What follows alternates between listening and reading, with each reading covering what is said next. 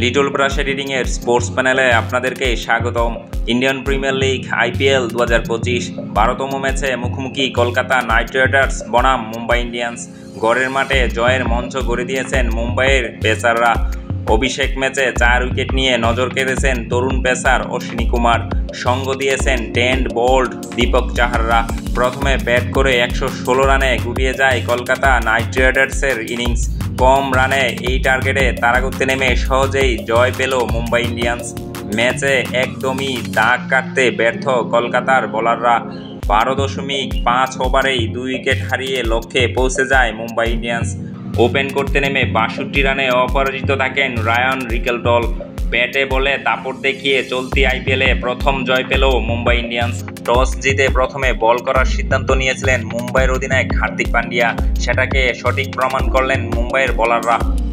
প্রথম 10 ওভারের মধ্যে 5 উইকেট হারিয়ে ফেলে KKR। মুম্বাইকে প্রথম ওভারেই সাফল্য এনে দেয় ট্রেন্ট বোল্ট। নিখুঁত ইয়র্কারে বোল্ড করেন সুনীল নারিনকে।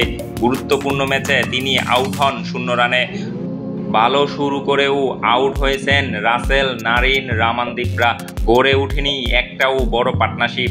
তাই নিয়মিত ব্যবধানে উইকেট হারিয়ে মাত্র 116 রানে আটকে যায় তারা। কলকাতার হয়ে সর্বোচ্চ রান অঙ্গ কিসের 16 বলে 26 করেন তিনি। শেষে নেমে রামানদীপ করেন 12 বলে 22 রান। 117 রানের টার্গেট তাড়া করতে নেমে শুরু থেকেই চালিয়ে খেলে মুম্বাই। ওপেনিং পার্টনারশিপে উঠে 46 রান। বড় রান পাননি রোহিত।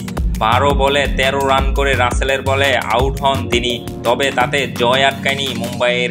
উইল জ্যাক্সকে সঙ্গে নিয়ে জুটি করেন আরেক ওপেনার রিকেলটন। 33 বলে হাফ সেঞ্চুরি করেন তিনি। এই ম্যাচে মুম্বাই ইন্ডিয়ান্স কলকাতা নাইট রাইডার্সকে হারায় 8 উইকেটে। ম্যাচ সেরা 4 উইকেট নেয়া অশ্বিনী কুমারের বোলিং আপনার কাছে কেমন লেগেছে অবশ্যই কমেন্টে জানাবেন। আপনার কমেন্টের আশায় রইলাম।